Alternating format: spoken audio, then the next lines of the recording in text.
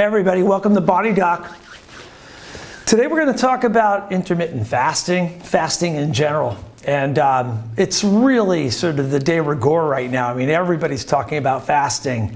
But I would probably say about 20, 30 years ago, as I started studying biology and started getting interested in medicine in general, I remember learning that sort of across the board, everything from like nematodes all the way up to humans, all lived a lot longer when we didn't eat as much. And I found that fascinating. Obviously, I wanted to explore like the limits of that, of course. You know, clearly we could starve to death. So, not eating anything isn't good, but eating too much is bad. And we know that balance. And I've always tried to find that balance because I want to live a long time, and I think most of you guys do. So how do we do that? Well, I'm also quite a penny pincher. And the whole idea behind Body Doc and my YouTube channel here is to help save money. So ultimately, fiscally conservative methods are going to be really popular in my mind because I'm trying to save money just the same. I don't want to have health problems. I don't want to have them become very expensive. And so we're all going to YouTube trying to find the answers. And one of the topics that's been popping up more and more, especially over the last 4 or 5 years with podcasts, with a lot of celebrity YouTubers and just in general, the fitness industry, or we're all talking about recovery, we're all talking about longevity. The baby boomers are all getting older and want to live until they're 150. And a lot of younger people might be on a preventive level wanting to have a long life as well. So what can we do? Well, the cheapest and the freest and the easiest, which is what I've been promoting proudly in this office here for over 20 years, is fasting.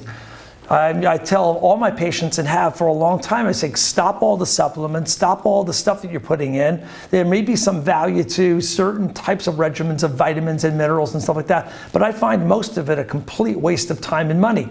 But as I've gotten older now, I've also realized I don't need as many calories. I'm not as metabolic anymore.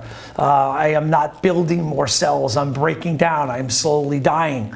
And how do I stave that off? And there's some really cool concepts now coming out about cell senescence, about autophagy. I hope I'm pronouncing these words right, but essentially it's the dead cells that need to be stripped away, brought into lymphatic and destroyed. And sometimes maybe overeating is always taxing the liver and the kidneys and the organs for absorption, like the GI tract. And there's just so much energy going into absorbing my food, chewing my food, delivering my food, excreting the byproducts of that metabolism, that my body just simply runs out of energy. And that's one of the processes where I'm going to age myself faster.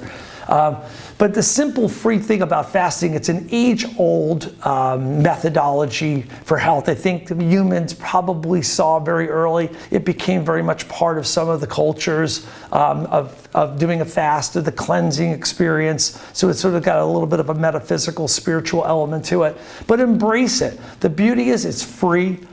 The studies show, again, across the board that the less we eat, the longer we live. And I would argue, actually, now the evidence is showing more and more articles are coming to my feed on Google regarding, there'll always be some sort of salacious clickbaity headline about, doctors have figured out now how to live longer. And you click on it, and sure as heck it comes back, it's fasting. It's fasting, fasting. Well, it's just eating less. So here's the takeaway.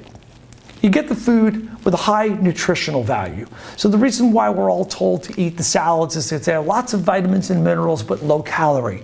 Stay away from the middle aisles of your grocery store where you have high calorie, low nutrition. I think most people know these basic concepts now of like shopping around the edges, getting your food fresh and clean. The more you do that, the more likely your body's going to have time to do self-reparative mechanisms like the injuries that you might be coming here to learn about, but also in general health and hopefully even longevity where you're living longer. The genes may play a big role in that. Your lifestyle choices playing a secondary role as sort of the nature nurture comes about. But again, intermittent fasting, a fantastic method, free and easy, not too difficult to do. Let's say if you're skipping a breakfast, so you have dinner at 6 o'clock or 7 o'clock at night, and you don't have a dessert, and you go to bed, now you've got no food in you until 6 or 7 o'clock in the morning. You've got a 12-hour fast going on, and 6 or 7 to 8 hours of it are while you're asleep. So it makes it quite easy. You don't have to impose a lot of free will or a lot of willpower over your desire to eat.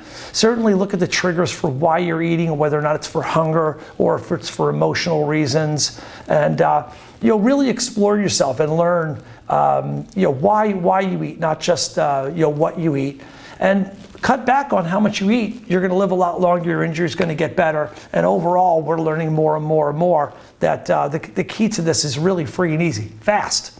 Take care.